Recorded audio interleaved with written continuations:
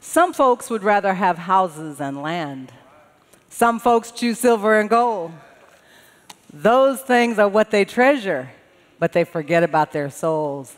They make a choice. So thank you, John, for opening our worship today with words written by a community choir director in Los Angeles named Harrison Johnson. It is a perfect segue into the blistering social critique by the prophet Amos. In 1972, when the words of our call to worship were written, it was a heady time in gospel music. In addition to Johnson's LA Community Choir, a small-town fellow named the Reverend James Cleveland had founded the Southern California Community Choir. And before she was crowned the Queen of Soul, Aretha Franklin first sang How I Got Over at LA's New Temple Missionary Baptist Church, again in Los Angeles. She went on to record with Cleveland and his choir and produced Amazing Grace, which this year she was posthumously awarded the Pulitzer Prize. But if things were soaring in gospel music in 1972, it was a decidedly less heady time for people of color in Watts, Compton, and South Central Los Angeles. Black unemployment was high. The first public hospital was only just opening in the black community, and a grandson of slaves named Tom Bradley had not yet been elected when Johnson and his LA Community Choir looked heavenward for relief. God alone was the ultimate source of mercy, who could help them bear the heavy loads of poverty, income inequality, and diminished hopes. This is precisely the stance taken in Danita's beautifully read Hebrew Bible text this morning. Amos's message is urgent, and his view is that time is short. All of these bad tidings are deployed through a series of visions in which God implores Amos by saying, "What do you see?" In this brief time I have with you this morning, I ask you to meditate with me on the theme, seeing and doing. What are we seeing, and what are we doing about it? One problem with the Bible is that it can be nearly impossible sometimes to understand on face value, or without doing a lot of digging and thinking, what is the text saying? In the Amos text, as my friend Peter Dichter, thank you for being here, friend Peter. I thought I was going to mention you in absentia. It's all downhill after that basket of summer fruit, he emailed me. In one sense, he's right. Elsewhere in the Bible, summer fruit is well regarded. In 2 Samuel, summer fruit is a present given to kings, and it's a provision for armies. In the book of Micah, we hunger for summer fruit during seasons of lack. In Jeremiah, summer fruit is gathered in abundance. But for Amos, the downhill slope actually starts with summer fruit, which he links with wailing and dead bodies, while making a wordplay that you only get if you read Hebrew, suggesting that the end is near. Isn't it always thus with summer fruit? I invite you all to leave a peach or a slice of melon out on your unair-conditioned counter this afternoon and see how that goes. Even lovely bowls of summer fruit can seem beautiful on top, but when you lift up a melon or lift up a banana or lift up a peach or lift up a plum, hidden beneath is a softness of coming rot or a flurry of fruit flies beneath. Do we know what it is we're seeing when we're looking at it? That's what God asks as well, when in this fourth vision, God unambiguously asks Amos, "What, Sister Preacher, do you see?" God is asking us that today. What do we see? Seeing couldn't be more difficult than it is right now in these not so united states of America. The cacophony of so many voices filling our ears with social media, regular media, dying media is such that the eyes almost reflexively squeeze shut. And then how's our seeing when it's not on the front page anymore? We're grateful, especially at this time of year, for each and every child who's able to make their way through institutions of higher learning. Yet at the end of 2018, the average student who was able to graduate from any American college or university came out with more than $33,000 worth of student loan debt. And that number soars if you've gone to graduate school to about $85,000. Medical school, business school, $125,000 of student loan debt. And do we notice, do we see when those same students can't catch a break trying to borrow money to start a business? Can those students ever consider buying a home? What do we see with our eyes? In my neighborhood in Brooklyn, we see pride flags everywhere. In shops, selling pottery, selling coffee, selling tea. In exercise studios for strengthening, lengthening, and toning your muscles. They had a special pride heart shirt to go with everything they're doing in there that I never see. SLT pride, you go head on, okay. Marketers call this phenomenon the pink dollar, and they've put a price tag on it. $917 billion when measuring the purchasing power of the LGBTQ community. Thank you, Madison Avenue. We're proud for that acceptance, but do we see the work that still lies ahead of us to combat the embedded intolerance that's still lurking in these neighborhoods? Did we see it this year when one of our collegiate ministries displayed a pride flag emblazoned with a logo alongside two pride flags, and that simple act unleashed a small tsunami of anonymous hate mail and voicemails? And meanwhile, in one of our close-in suburbs, do we see it when one of our church families lifts a pride flag in their own yard at the house they own? And a neighbor deploys the privileged yet terrifying cloak of anonymity to drop an unsigned letter at their door, critiquing the wisdom of their legal right to fly the flag, and also derisively questioning their patriotism in doing so. That's our family, and there's so much to see and so much to do. Our hearts are breaking and our anxieties soar around the country's brutal internment of migrating people and the coordinated ICE raids that are targeting immigrant communities. Yet somehow under the radar, the leader of the nation's largest provider of migrant shelters for children was paid $3.6 million last year. What captures our attention and what escapes it? And in my precious Puerto Rico, Dios mío, Dios mío, Dios mío, yes, people have taken to the streets, and yes, the governor is scrambling, but is he really scrambling over the newly discovered trove of instant messaging chats? Or is the governor's real worry that scrutiny may be placed on organizations like Unidos por Puerto Rico, created by Puerto Rican First Lady Beatriz Rosselló, his wife, who raised privately $38 million. Where is that money? Meanwhile, post-hurricane relief aid has slowed to a trickle. Our partners say aid from sources like that have evaporated altogether. And meanwhile, what's happening? The suicide rate continues to climb.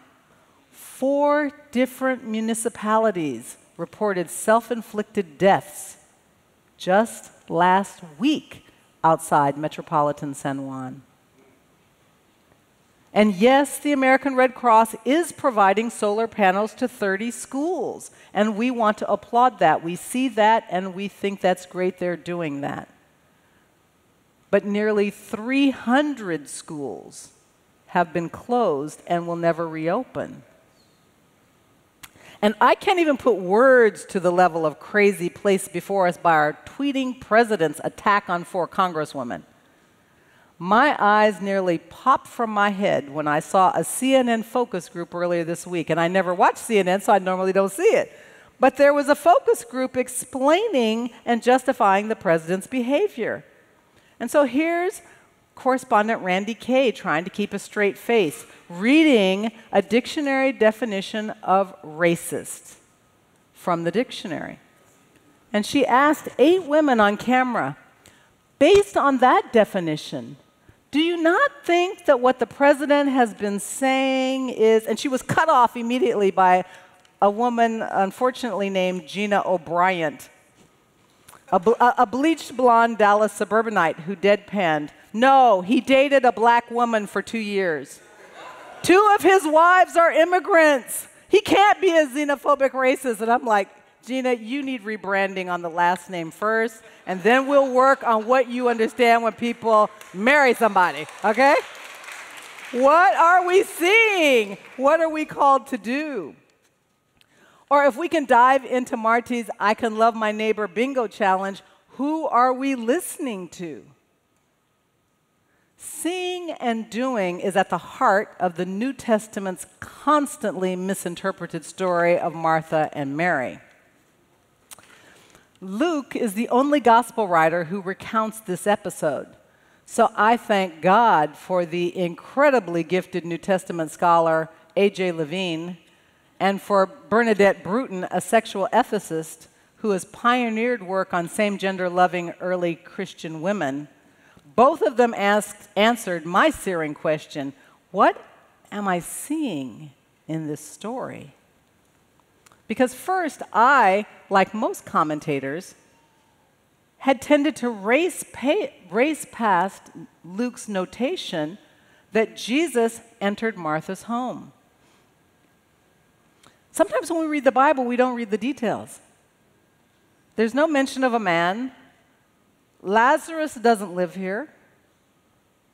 It's an unmistakable echo, though, if we take time to see it, of Luke's statement 2 chapters earlier that wealthy women financed Jesus' ministry. That's Luke chapter 8, verses 1 through 3, if you want to check it out before the talk back.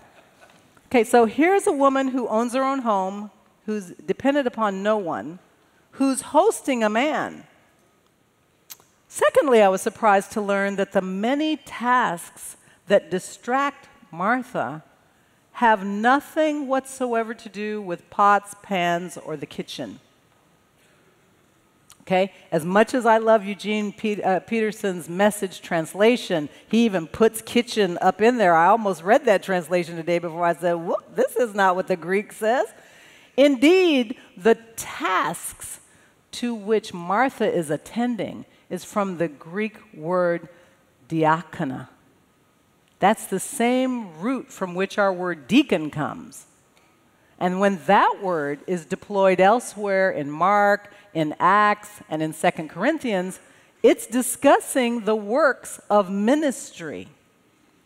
So here's what stops now. This story isn't about one hardworking woman busting suds in the kitchen and a second slacker gal in the front choosing the better part by sitting contemplatively at Jesus' feet. Okay, that's not what that story is, okay? Okay, that story is not that. Ancient manuscripts also include this word, also, in verse 39. So that provides an alternate translation to even describe Martha. It should be, she had a sister named Mary who also sat at the Lord's feet and listened to what he was saying. So both women apparently from time to time studied with Jesus and listened to him. John's gospel is familiar with this pair because in the 11th chapter of the Gospel of John, we know it's Martha who goes to meet Jesus first to discuss the death of her brother. Mary turns up later, but it is Martha who declares knowledge of Jesus as the Messiah. In today's account, Both of these women were seeing and doing. And without question, Martha presses Jesus to mobilize Mary, but to do what? To come to the next protest march? To community organize? To prepare for another service of worship? To go to another collegiate consistory committee meeting? The 5th that week?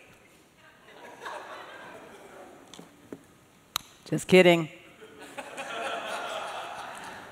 Bernadette Bruton's scholarship on women leaders in the ancient synagogue uses archaeological inscriptions to present irrefutable evidence that women at this time of this story were leaders, elders, mothers of the synagogue, and even priests.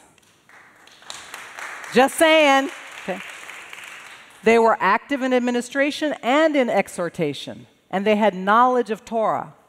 The inscriptions on tablets, fragments, and surveys and reviews of ancient synagogue ruins in Palestine suggest an active participation of women in Jewish religious life and in the work of the early church. So that moves me, I don't know about you, but from pitting Mary and Martha, but it moves us actually into more troubling contemporary territory, and that is this. Was it the hyper-functioning addiction to busyness, or that familiar, I've got to do it myself or it won't get done, sense of self that crept into Martha's cosmology? Might that have been what Jesus was pointing to? Now, how many times have we chatted with a friend, a family member, not ourselves in the mirror, but who has simply stopped dreaming? Somebody who's just maintaining because they're too busy to move on their vision. They're too busy to start their dream business. They're too busy to reach their personal goals. They're too busy to even catch their breath. Busyness is such omnipresent reality in our work and family life and even in our religious life. So much so that busyness has become a topic for scholarly research. Overwork, constant fatigue, lack of leisure, monkey mind, and inability to just stop and be is at all-time highs in the United States of America. While someone's making us great, they're also making us really tired. Similarly, that's the culture Amos critiqued in Seeing That Basket of Summer Fruit. It was a society of constant commerce and consumerism with a dollop or two of cheating, deceit, and false balances. I think we still have that. Amos condemns his contemporaries both for their words and their works. Incessant buying and selling trampled those in need and ruined the poor. That was in the 8th century BCE, but sadly, he's a prophet for our times today. God's urging Amos to see so that he might act. The New Testament story is also one of seeing and doing. Everyone in this little short paragraph is doing something. Martha is attending to the work of the diaconate. Mary is participating with others in the teachings of Jesus. Jesus doesn't tell Martha to stop working, but he delivers an equally urgent message. Middle people, we must take time to reflect, to stop, to consider, and to look at God. That is the better part of wisdom. And that's the only way we are going to effectively craft the next steps on our journey that's going to dismantle the systems of injustice we're fighting for. Is there something we need to see in all of our doing? Who's assigned to do the listening? In all of our doing, are we bound by limited expectations limited just because we're too tired, or limited because we don't see clearly, or limited because the overdoing has in and of itself robbed us of joy, of hope, of abundance, of healing, of all of the things that we're to bring liberation to the captives in our toolkit. The justice that Amos calls for must first start with ourselves. Just as I was about to leave for church this morning, the business that never sleeps, Amazon, had deposited a new book at the front step. It's called Telling Histories, Black Women Historians in the Ivory Tower. I randomly opened the book to a section called The Evidence of Things Not Seen, The Invisible History of Invisible Women. This particular book documents the ways that Black women's history is still largely neglected. And I can share more about that at the talkback after the sermon. But here, beloved ones, let's look at the stories of empowerment, possibility, and self-care when they are placed right before us. Martha is the head of a household. It's a statement of her wealth. Martha is demonstrating countercultural liberty such that she's hosting a man in her home. And by contrast, if you look at a story in the 4th book of Maccabees, there's an example of a woman who's the mother of 7 martyrs who never receives a visit from a man, even in the presence of her parents. Both Mary and Martha are depicted in one way or the other as being disciples. And in the text, Jesus is called Adonai, Master, Lord. And it's Adonai who speaks with the precision about the risks we face when too many activities can derail visionary insight. So what are we seeing and doing? I'm saying to you this morning, I believe God is calling us to let go of our minds that are constantly active with thoughts and fears and worries. I urge you to let go of those things that don't serve you or don't serve our church or don't serve this world, like the feelings and sensations about what's constantly left to do, what can't get done, what's standing in our way unless we step into the middle of it. We serve a limitless God.